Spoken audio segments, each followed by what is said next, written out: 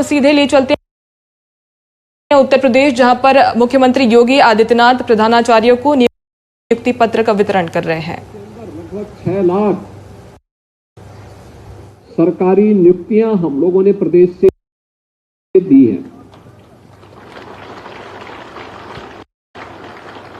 जिसमें से 1,64,000 तो केवल शिक्षकों की है। बेसिक और माध्यमिक शिक्षा में शिक्षकों की 1,64,000 से अधिक भर्तियां हुई हैं।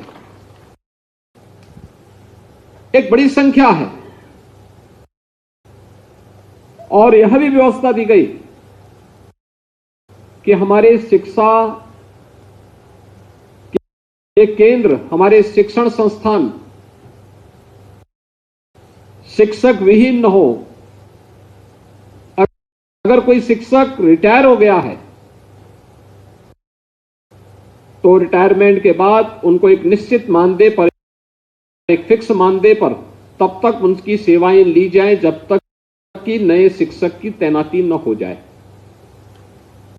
और ये प्रक्रिया भी हम लोगों ने 2017-18 से लगातार प्रदेश में माध्यमिक शिक्षा से जुड़े हुए सभी संस्थाओं में इसको प्रभावी ढंग से लागू किया। जो एक छवि खराब हुई थी, उस छवि से उभारने का एक प्रयास भी हुआ। एक समय ऐसा भी आया था जब ऐसे लगता था कि माध्यमिक शिक्षा परिषद से जुड़े हुए हमारे कॉलेजेस ये सभी नकल के अड्डे से बन गए थे। ठेके में नकल होती थी। बहुत सारे जनपद तो इसके बदनाम के केंद्र हो गए थे। लेकिन आज हम कह सकते हैं कि इसमें जो पिछले 6 वर्ष के अंदर सुधार हुआ, उसमें से गत वर्ष माध्यमिक शिक्षा परिषद के द्वारा संपन्न हुई हाई स्कूल और इंटरमीडिएट बोर्ड की परीक्षा एक नजीर भी बनी। आपने देखा होगा, एक समय ऐसा भी होता था जिसमें साल भर केवल परीक्षा, परिणाम और प्रवेश, इन तीनों में 3/4 समय खर्च हो जाता था। यानी 3 महीने तक परीक्षा, अगले 3 महीने परिणाम आने में और अगले 3 महीने प्रवेश होने में लग जाते थे। और बाकी जो 3 महीने बचते थे, इसमें पर्व और त्योहार भी होने हैं, छुट्टी भी होनी है। तो स्वाभाविक रूप से जो एक कार्य इस दिशा में आगे बढ़ना चाहिए था, वह नहीं हो पाता था। यह पहली बार हुआ है और मुझे लगता है कि पूरे देश के लिए नजीर भी बना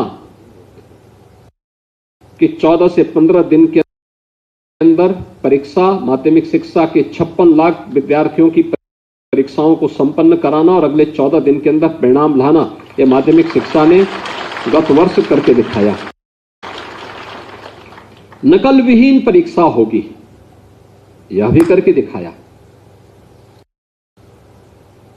और उसने अन्य बोर्ड और उन संस्थाओं को जो परीक्षाएं कराते हैं उनके लिए एक मानक भी इसके सामने प्रस्तुत किया।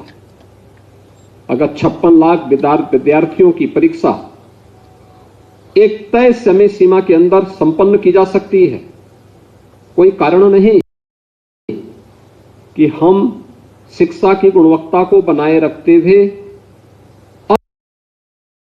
अन्य जो भी सुधारात्मक कदम उठाए जाने हैं, इनको भी हम समयबद्ध तरीके से आगे न बढ़ा सकें। अवश्य किया जा सकता है और इस दिशा में हमारे प्रयास आगे बढ़ने ही चाहिए। और यह प्रयास के लिए आज उत्तर प्रदेश सरकार आपको ये जिम्मेदारी दे रही है। जो 219 नवचयनित प्रधानाचार्य हैं, क्योंकि वह किसी भी शिक्षण संस्थान के प्रधानाचार्य उस संस्थान के रीढ़ होते हैं। अगर वह स्वयं अनुशासित है, समयबद्ध है, संस्थान के स्वच्छता के साथ अनुशासन के प्रति जागरूक है, वहां का शैक्षिक कैलेंडर स्वयं तैयार कर रहा है, विद्यालय को नए नए गतिविधियों का एक केंद्र बना रहा है।